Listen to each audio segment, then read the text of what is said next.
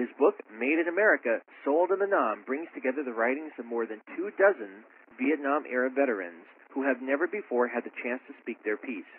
Through diaries, essays, and poems, each contributor brings a unique first-person perspective that will be appreciated by veterans, their families, and historians.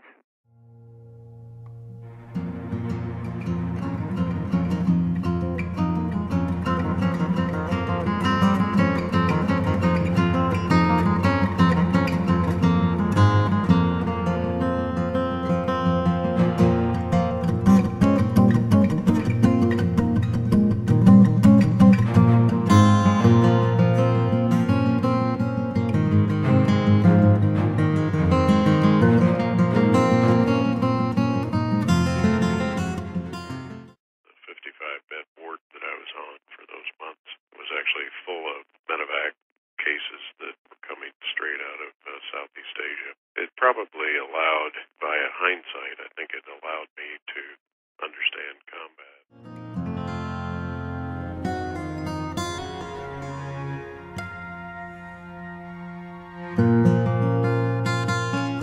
I think all of the authors are interested in people understanding, they're not crazy. They may struggle at times, but